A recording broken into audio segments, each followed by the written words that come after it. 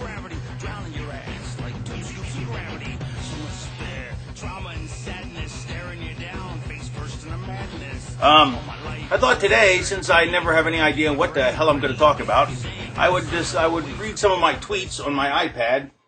It is on. You can't really there. Let's see. And I'd read some of the tweets on my iPad. Make the screen went dark. There's my doggy. A picture of my doggy. See, I read some tweets off my iPad, and I'd see what people had to say, and then I would respond to them. So then you could have exact answers. So what does it say here? All right, let's find an interesting one. Okay, this one says from @Tarina.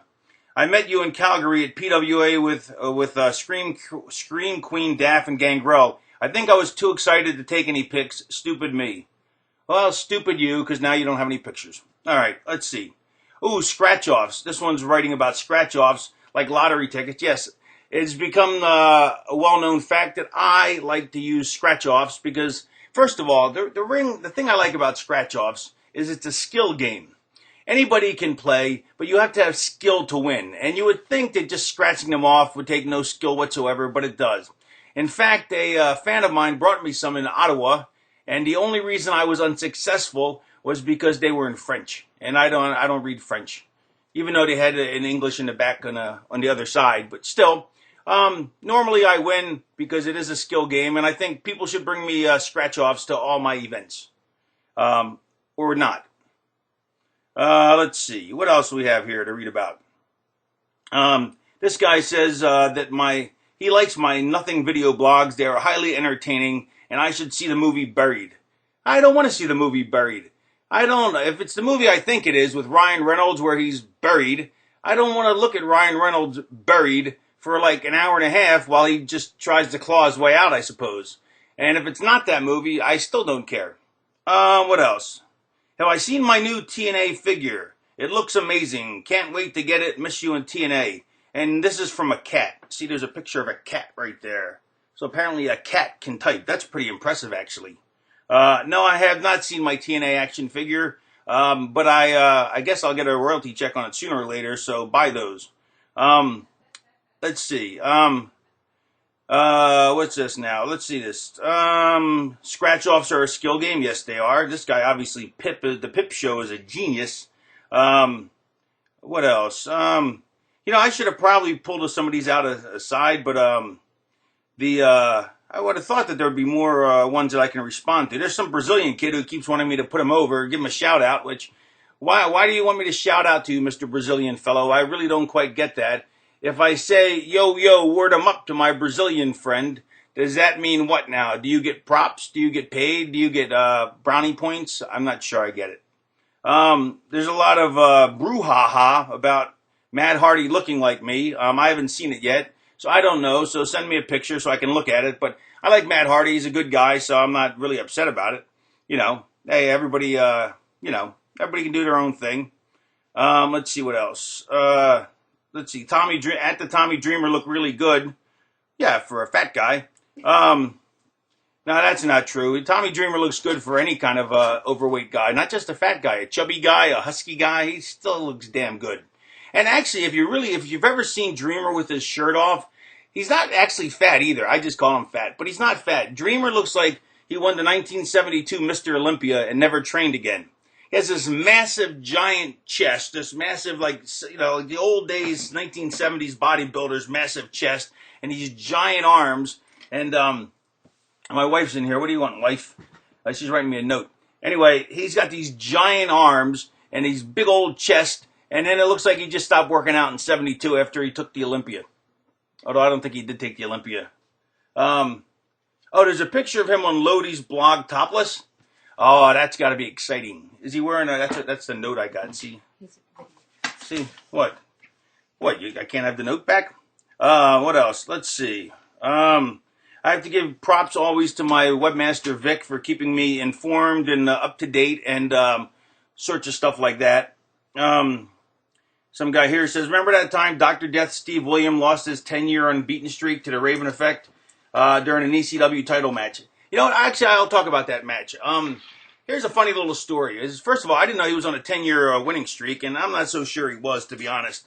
He may have been on. Oh, first of all, you like this? You like these hats I wear? I actually make these. These are you can make them yourself though. I'm not going to try and talk you into making and buying them for me, because what you do is you go to your T-shirts and you look through all your T-shirts and you go, I don't like the sleeves on this one. You cut the sleeves off, and then voila, that is all you have to do. This is a T-shirt sleeve, baby. This is the greatest thing I ever invented. Look at that. Oh man, these things are hype. And they don't make your head itch too, because if you wear those thick woolly hats, or the toques or whatever they call them in Canada, they make your head all itchy. At least makes my head itchy. Even a baseball hat makes my head itchy. But these things are so thin because they're only T-shirt material that my head doesn't itch at all.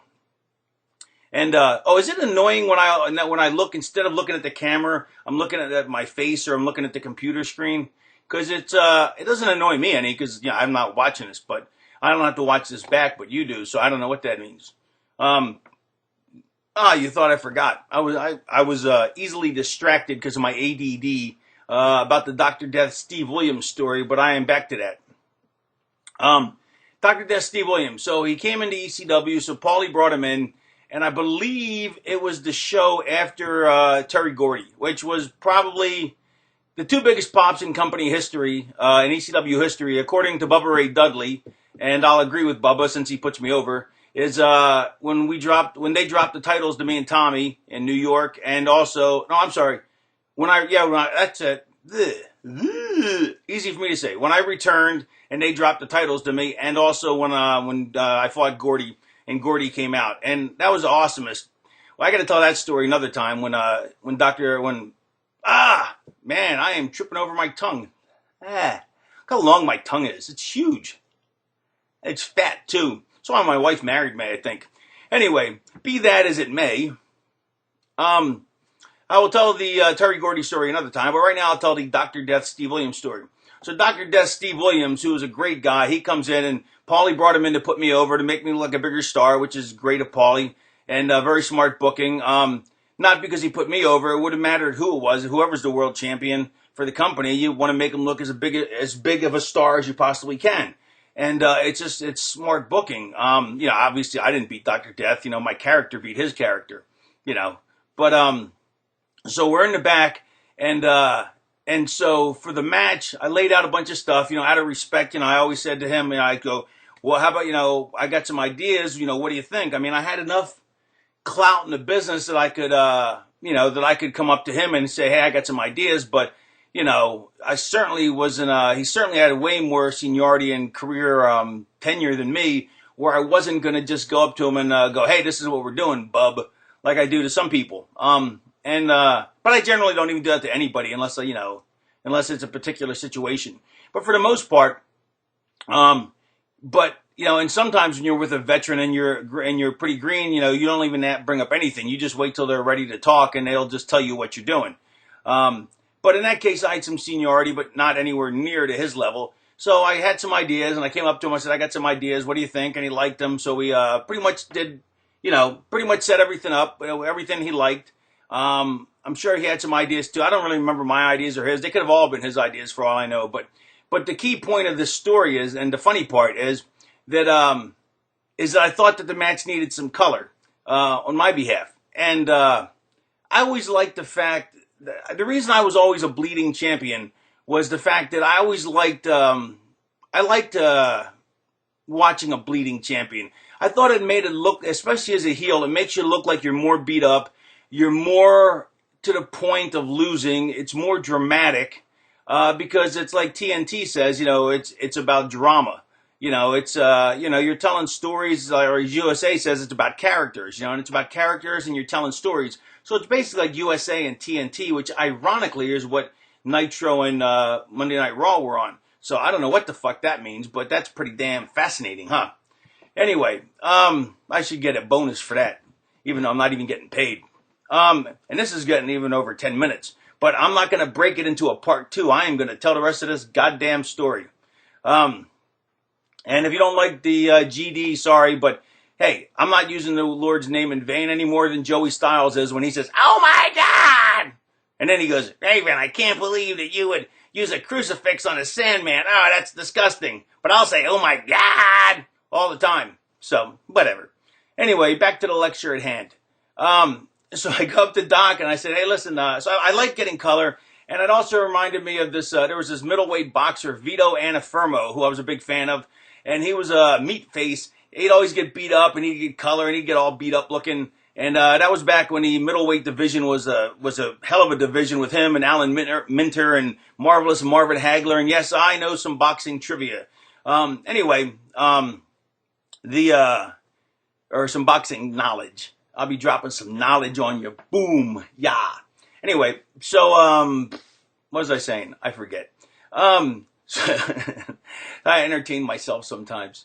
So anyway, so I like the fact that as a champion, as a heel, that the fact that you're always more jeopardy. If you look like you're in more jeopardy if you're bleeding. Because remember, the fans can't feel anything. They can only hear it and they can see it. But they can't feel it.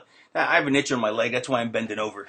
And so, but so you can't feel that itch. All you know is that I'm bending over, scratching it. So I have to get pantomime it to show you that. And I wasn't using that to illustrate my point. I actually had an itch, but then I found that it actually illustrated my point anyway.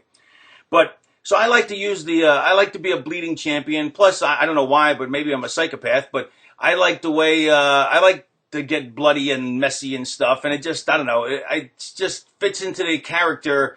The character's a refusal to submit. He'd much rather take all the pain and punishment because he enjoys it and whatnot, because it adds to his tortured misery, and so forth. And I also think it works as a champion. I think it works on a lot of different levels. My character, other characters, and so forth. And I think there needs to be somebody in the company who is the designated bleeder, so to speak. At least one person, because it's interesting. It adds to the character. So now that I've established all that I've established that to get to this point. So I go up to Dr. Death and I was like, hey, listen, I want to ask you out of respect. I don't want to just get some color and bleed all over you. Do you mind if I get some color in a match? Because I would never, ever just go gig myself, and they use a blade. I would never gaff myself. And then, to somebody who I have that much respect for, and without telling them, and if somebody did that to me, I'd be pissed as shit. We'd be fighting. You don't just get color on somebody and just bleed all over them for without being told by the booker or being, asking them if you can. And you don't really actually get color unless you clear with the booker, but, that was part of my character anyway, so I didn't have to worry about that with Paulie. But I'm sure I did clear with Paulie anyway, just because that's business. Not that I thought he would care, which he didn't. So I go up to Doc and say, hey, you mind if I get any color? He goes, no. He goes, no, I don't care. I used to be able to do a Dr. Death impression, but I can't remember how it goes anymore, so I'll just, So he goes, I don't care. He goes, in fact, I'll get some too. I'm like, oh, all right, that's great. So I go, you sure? He goes, oh, I'll get some too. So, and he's a great, man, what a beautiful human being. So anyway, we build our blades, whatever. And then he gets his, and just before, he wants to make sure there's enough of a blade there. So he starts, he taps himself in the forehead just to make sure he's got a blade. And all of a sudden, he gets a trickle down his forehead. And all of a sudden, it's going trickle, trickle, trickle. And the bell rings, and they go for him to go to the ring. And he's like, oh, crap. Wait a minute. It won't stop. It wouldn't stop trickling. So he's like, when you get out there, hurry up and hit me. So he had to go out there, do his Dr. Death, hits the ring, runs the ropes back and forth, and basically kayfabe the fact that he was, dripping blood out of his forehead. And of course, I don't know if I jump started it or whatever, but as soon as I got in the ring, bam, I blasted him, or I forgot, I think that's what happened. And we were off to the races. But it was awesome. But it was, I don't say that to make fun of him. I say it because it's a great memory of what a great story and just what a great guy he is, that, he was, all right, the whole situation as I was. It wasn't like he was like, oh my God, what am I going to do? He was like, oh man, this sucks. And he thought it was hysterical. You know what I mean? So, I feel pretty comfortable in saying that that's a story that he would not be upset about hearing back, because, he thought it was hysterical at the time too. And I'm sure he thought it was hysterical afterwards. And I'm sure he would think it was hysterical now if he was here.